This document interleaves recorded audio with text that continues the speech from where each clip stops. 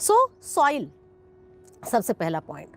क्या करना है, आपके विंटर के बहुत सारे पौधे, बहुत सारे गमले खाली हो रहे होंगे, उनकी बेड्स, आपकी क्यारियां, गमले हो या ज़मीन पे हो, विंटर वेजिटेबल्स और विंटर फ्लावर्स, बस आए दिन एक एक दो दो गमले आपको खाली करने की परिस्थिति आती जाएगी आपके साथ। उनको खाली कीजिएगा। खाली कीजिएगा मैंने क्या कीजिएगा, ये जो सारे पौधे हैं जो ख़त्म हो रहे हैं, इनको आप निकाल लीजिएगा।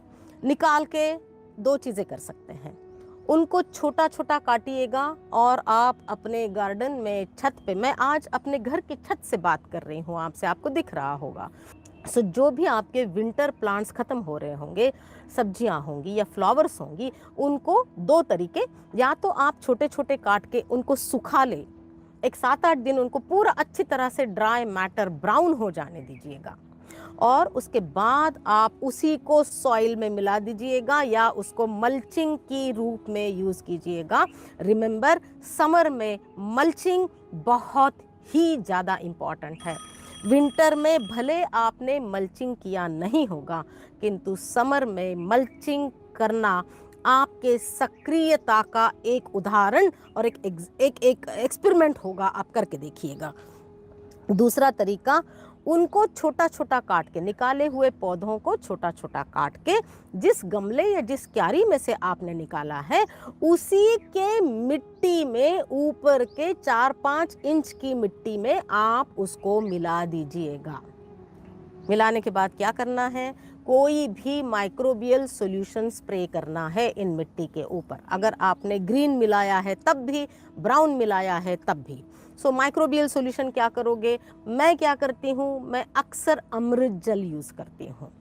अमृत जल में स्प्रिंकल करती हूँ जो जो गमले मैंने खाली किए हैं, क्योंकि आपको मैंने कहा था जब सीज़न एंड हो जाता है, उसके बाद में आप उन गमलों को, क्यारियों को पानी देना बंद कर दीजिएगा। उससे क्या होता है, पौधा जल्दी सूखने में मदद होती है, मिट्टी जल्दी सूखने में मदद होती है, और सूखने में इन द सेंस जड़ें खाली होने में मदद होती है, और इसलिए पौधा बहुत आसानी से निकलता है। सो जब आप इसको काट के उसी मिट्टी में मिलाओगे, तब कोई भी माइक्रोबियल सॉल्यूशन उसमें स्प्रिंकल कर दीजिएगा और अच्छे से मिला दीजिएगा।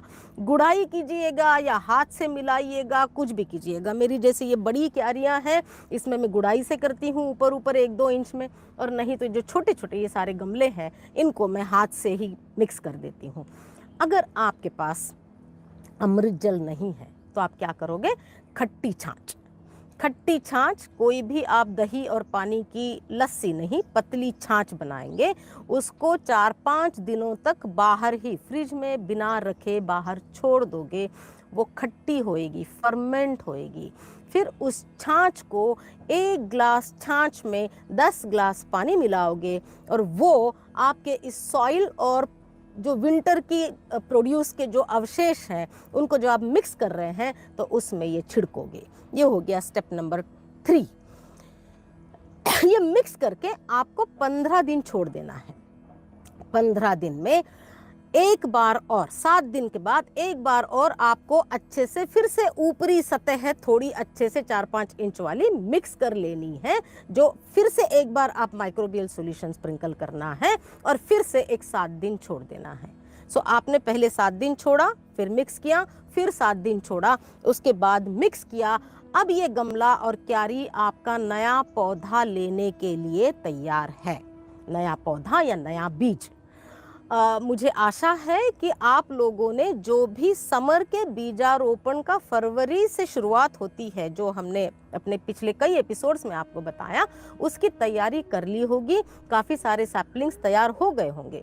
मेरे खुद के करेला, घिया, तोरी, भिंडी, ये काफ़ी कुछ लग चुका है, ठीक है। सो वो जो पौध तैयार है, वो पौध आप 15 दिन के इस मिट्टी के मिक्सिंग के बाद में आप उसमें डायरेक्ट सो कर सकती है। अगर आपकी पौध तैयार नहीं है तो आप इसमें बीज लगा सकती है। ये सारे बीज अभी लगेंगे, मैं आपको लिस्ट भी दूंगी क्या क्या लग सकता है, ठीक है। So your soil is ready, you can add kitchen compost generously.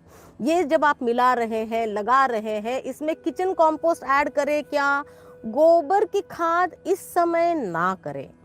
क्योंकि आपने विंटर में काफ़ी सारी गोबर की खाद कर ली थी, इसलिए इस समय गोबर की खाद करने की आवश्यकता नहीं है।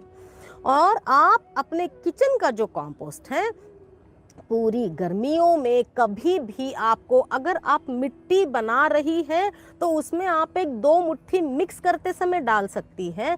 और अगर तब आपकी कंपोस्ट तैयार नहीं है, मिट्टी तैयार होने के बाद उसके ऊपरी सतह पे 1 इंच या 2 इंच किचन कंपोस्ट आप फैला सकती है।